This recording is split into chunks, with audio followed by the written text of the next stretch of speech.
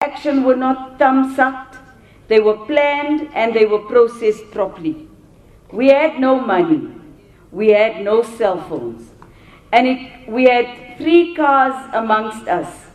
An old car I had which had no starter, and we started it with wires.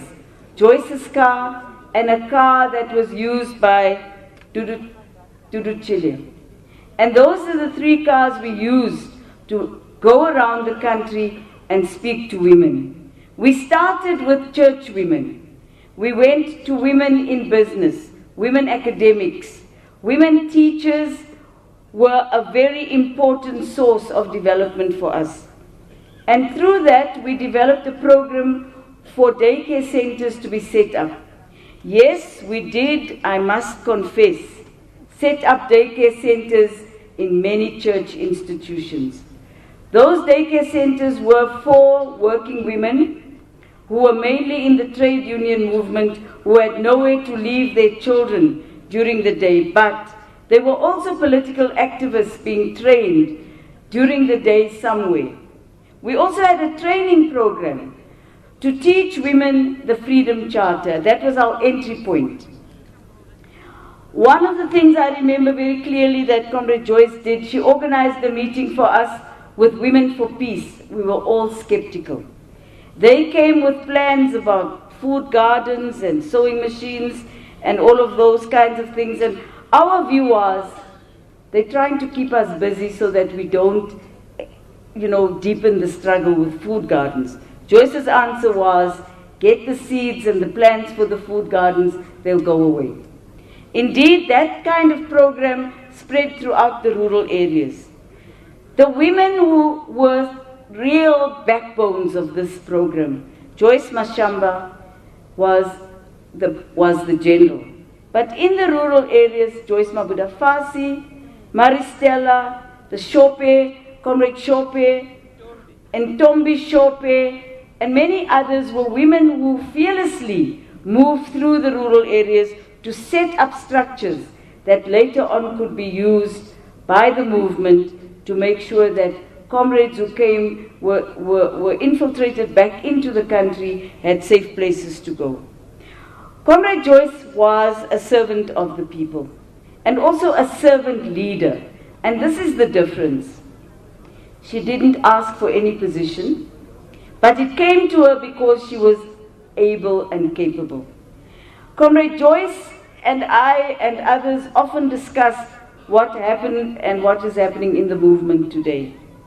The idea that people see the ANC as a career advancing space is perhaps not wrong, because yes, if you come to the ANC, you will but maybe be elected as a leader and be in parliament and go to a municipality and be a councillor or an MP or an MPL. It's not a wrong thing. However, we cannot allow the movement to be captured by the state and its politics only.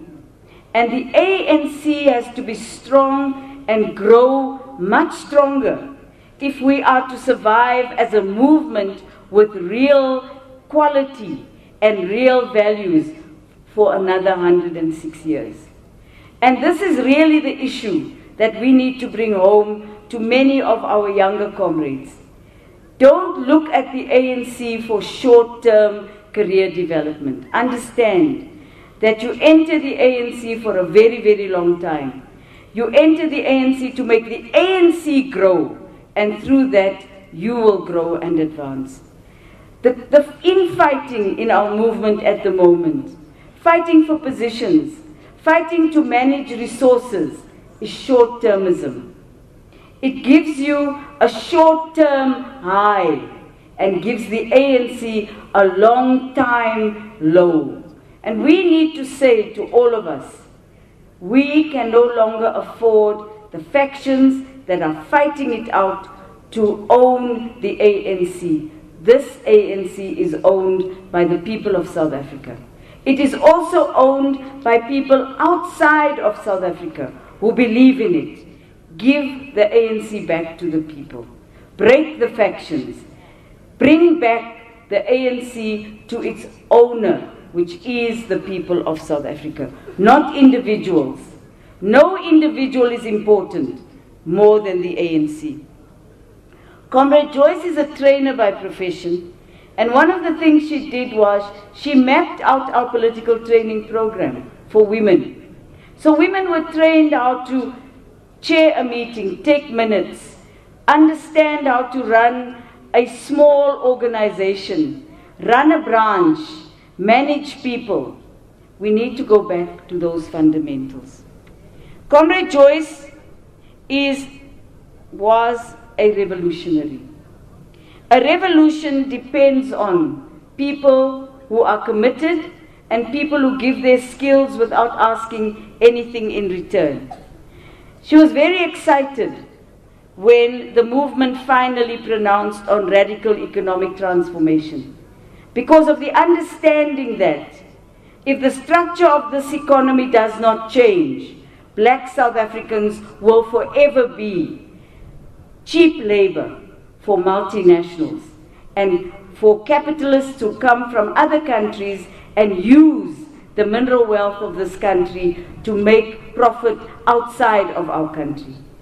Comrade Joyce was clear about the ownership of the means of production. And yes, it is a class thing, but it is also a race matter and a gender issue.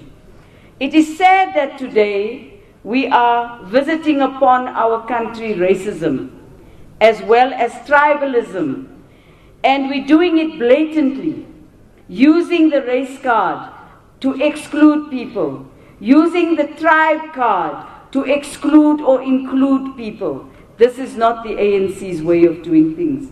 And that, simply put, must be put to a stop now, before this glorious movement will be turned into something we can't understand. Comrades, I want to end by saying, happy Joyce Mashamba was also a friend. When she was expecting Bongani, I teased her and I said to her, so there's going to be a Lat Lamiki, a post-1994 baby, a post-struggle child that will be free of all the things that the boys had to suffer with you. And she said, not at all. Bongani will be taught how to be a strong woman and to understand that the emancipation of women does not depend on any man. It depends on the strength of women. I thank you. Amandla. Deputy SG there, Jessie Duarte, sharing her sentiments of Joyce Mashamba and how she remembers her, also her contribution to the struggle, describing her as a revolutionary. We take a short break here on SA Today.